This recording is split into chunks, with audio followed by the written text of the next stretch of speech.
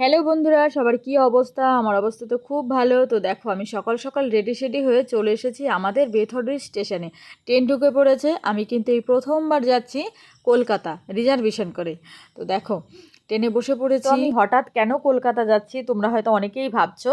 তো সবাইকেই বলবো আমার ভিডিওটা প্রথম থেকে শেষ পর্যন্ত দেখো, তাহলেই জেনে যাবে আমি কেন যাচ্ছি কলকাতা। আর হ্যাঁ, যারা আমার চ্যানেলে নতুন আছো তারা কিন্তু আমার এই ফেসবুকটাকে ফলো করে দিও। আর যারা ইউটিউব থেকে দেখছো আমার ইউটিউব চ্যানেলটাকে সাবস্ক্রাইব করে দেবে। পথযাত্রী এক দাদুর সাথে গল্প করতে করতে আর জানলা দিয়ে বাইরের এই সুন্দর দৃশ্য দেখতে দেখতে আমি কিন্তু নৈহাটি জংশনে পৌঁছে গেলাম। পাশাপাশি দুটো ট্রেন যখন একই সাথে চলতে থাকে আমার কিন্তু দেখতে খুব ভালো লাগে। তাই আমি ব্যাগ থেকে ফোনটা বের করে সুন্দর দৃশ্যটা ক্যাপচার করে নিলাম। কলকাতা আসলে কিন্তু আমাদের চোখে প্রথমেই পড়ে বড় বড় ফ্ল্যাট বাড়িগুলো আর বড় বড় মল, আর সাথে থাকে অনেক বড় বড় ট্রাফিকের জ্যাম। তো আমাদের গ্রামে কিন্তু এগুলো একদমই নেই। আমাদের কাছে কিন্তু এগুলো বেশ ভালোই লাগে। এই স্কুলটা কিন্তু এই অঞ্চলের সব থেকে ভালো স্কুল। এখানে কিন্তু কবি সত্যেন্দ্রনাথ দত্ত পড়াশোনা করেছেন। এনার ছোটবেলাটা এই অঞ্চলেই কেটেছে। আমার একটা বন্ধু কিন্তু এই স্কুলে পড়াশোনা করেছে। অনেক সকালে বাড়ি থেকে বেরোনোর কারণে আমি কিন্তু তেমন কিছু খেয়ে বেরোতে পারিনি। আমার কিন্তু খুবই খিদে পেয়ে গেছে, তাই জন্য চলে আসলাম এই দোকানটা। এই দোকানের কিন্তু সব খাবারই নিরামিষ, আর এই দোকানের খাবারগুলো খুবই সুস্বাদু। তাই জন্য আমি এই দোকানে চলে আসলাম। তো দেখো, আমি প্রথমে অর্ডার করেছি পিঠাই পরোটা, আর সাথে হচ্ছে ধোকলা। ধোকলাটা কিন্তু খুবই টেস্টি ছিল খেতে, আমার খুব ভালো লেগেছে। আর সঙ্গে নিয়েছিলাম ভাপা সন্দেশ আর ঘিয়ের লাড্ডু, আমার কাছে খুবই ভালো লেগেছিল। তো দেখো, খাওয়া দাওয়া কমপ্লিট করার পরে সোজা চলে আসলাম পার্লারে। দুর্গাপুজো তো চলেই এসেছে।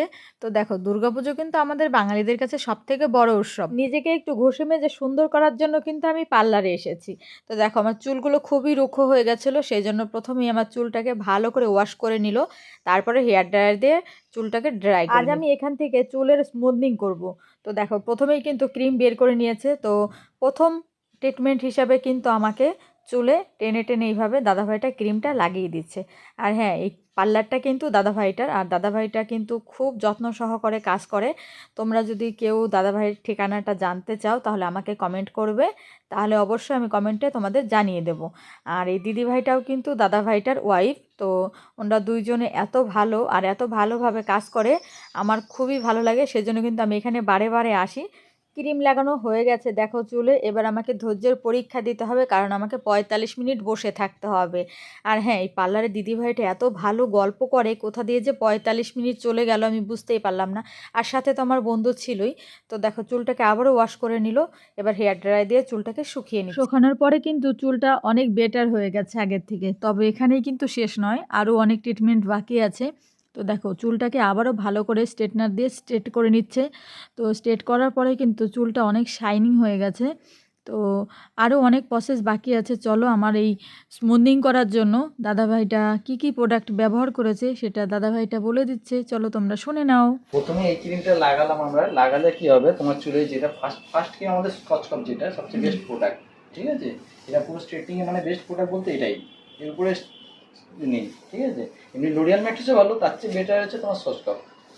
এই প্লাস প্রথমে এই ক্রিম আমরা লাগাবো। লাগানোর পর যেটা লাগানো হয়ে গেছে, লাগানোর পর একবার আয়রন করা হলো, দুবার আয়রন করা হয়েছে। আয়রন করার পর এরপর আমরা ক্রিমটা যেটা লাগাতে যাচ্ছি তোমাকে, এটা হচ্ছে নিউট্রিলাইজার। একে বলে নিউট্রিলাইজার, এটাকে বলে গ্ল্যাড, ঠিক আছে? এটা গ্ল্যাড বলে, এটাকে নিউট্রিলাইজার বলে।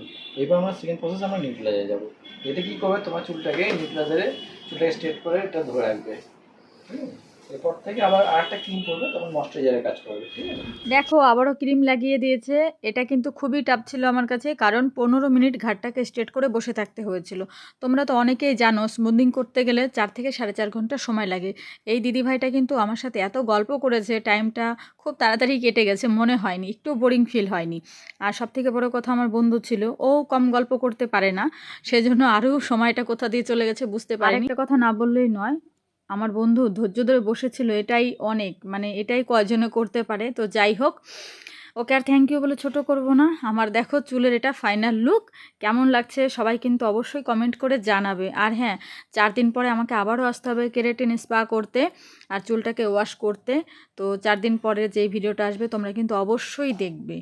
ঠিক আছে, চলো তাহলে আজকের মতো সবাইকে টাটা জানাই। সবাই খুব ভালো থেকো, সুস্থ থেকো। দেখা হবে পার্লারের নেক্সট ভিডিও নিয়ে। ঠিক আছে, টাটা সবাইকে।